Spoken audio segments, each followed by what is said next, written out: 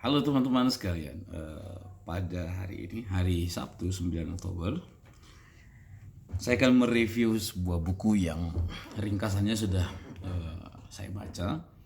Buku ini berjudul Self-Discipline Mindset. Why self-discipline is lacking in most and to unless it now. Buku ini dikarang oleh Curtis Leon. Saya cukup tertarik melihat buku ini karena rupanya penulis buku ini menawarkan sebuah konsep yang baru tentang bagaimana sebenarnya persoalan disiplin ini adalah soal mengganti mindset seseorang dari mindset yang lama menuju ke mindset yang baru.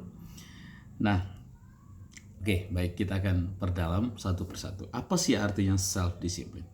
Nah, self discipline itu merupakan sebuah kemampuan yang dimiliki oleh seseorang untuk mengkontrol, untuk melakukan kontrol atas diri sendiri, kontrol atas emosi, kontrol perasaan, perilaku, tindakan, dan terutama pikiran.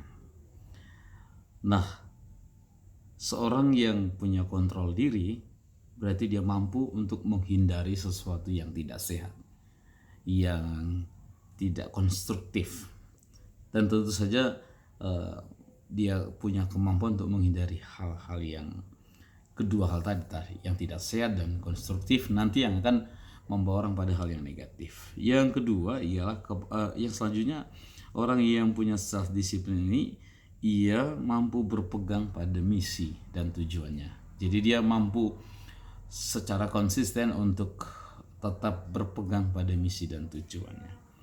Nah, lalu dia membahas tentang akibat orang yang tidak disiplin. Kalau orang tidak disiplin, tentu yang pertama orang ini akan kurang mampu untuk mengontrol dirinya sendiri, dan oleh karena itu sejalan dengan itu atau konsekuensi logis dari itu ya, orang ini terhadap kesenangan sesaat akan mudah tergoda dan mudah menyerah.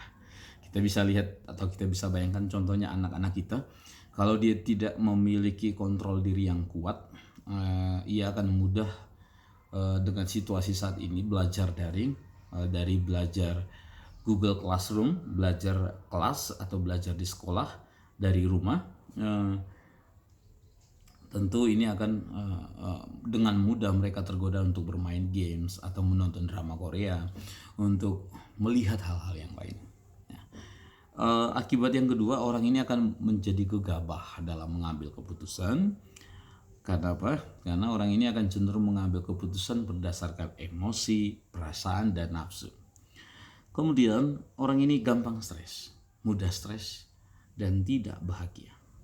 Karena dia mudah terdistrak, jadi mudah dia tersimpangkan oleh hal-hal yang lain, kecuali hal yang utama tadi, sehingga akhirnya dia gampang ke distract dan akhirnya membuat dia mudah stres. Karena apa? Karena pekerjaan utamanya tidak pernah rampung atau selesai. Lalu akibat tidak disiplin juga, orang ini susah untuk menyelesaikan apa yang sudah dimulai. Ya, pada awal semangat menggebu-gebu, tapi kemudian lalu berakhir pada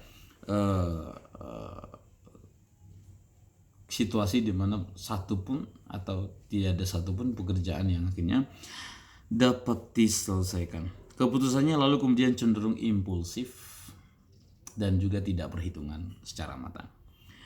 Nah, lalu juga orang yang tidak disiplin sulit untuk membangun karakter-karakter positif yang lainnya. Ya, contohnya tanggung jawab, bertanggung jawab. Sulit untuk orang ini diberikan kepercayaan. Nah, apa sih bedanya antara willpower dan self discipline atau kontrol diri? Nah, pada kenyataannya menurut Curtis Leon bahwa keduanya dibutuhkan, baik willpower maupun disiplin diri. Keduanya perlu dibutuhkan, tapi keduanya juga tidak sama. Karena rupanya lalu itu dibutuhkan pada saat yang berbeda. Nah, willpower itu dibutuhkan pada saat seseorang mengawali sesuatu. Sementara disiplin diri itu diperlukan pada saat orang melanjutkan sesuatu yang tadi telah dimulai. Nah, jadi rupanya willpower ini sangat berguna di awal. Orang ini punya kemampuan, kemauan yang tinggi, kemampuan untuk mengendalikan dirinya, memotivasi dirinya untuk memulai sesuatu dengan semangat. Tetapi kemudian willpower ini bisa berkurang kalau ini terus digunakan. Nah, maka perlu diisi kalau habis, ya, perlu diisi. Karena kalau dia sudah habis, orang yang punya awalnya bersemangat menggebu-gebu lalu kemudian dia gampang menyerah dan akhirnya dia jatuh pada kesenangan yang sesaat. Harus diakui bahwa willpower dan disiplin diri dibutuhkan bersama-sama, ya. Karena rupanya untuk goal yang berharga itu, tujuan yang bernilai itu hanya bisa dicapai dengan melakukan hal-hal yang tidak menyenangkan. Contohnya harus belajar, harus berolahraga, harus terus bangun di waktu yang sama, ya begitu. Lalu kita masuk ke bagian yang ketiga tentang mengapa sih orang susah untuk membangun disiplin diri. Yang pertama, karena adanya program mental dan emosional. Program mental emosional ini rupanya menjadi sebab penting atau sebab utama, ya. Jadi rupanya ada pemrograman negatif yang dipicu oleh peristiwa-peristiwa yang terjadi di masa lampau, yang membuat keyakinan diri orang lalu kemudian bisa berkurang, kepercayaan dirinya lalu kemudian boleh dikatakan rapuh.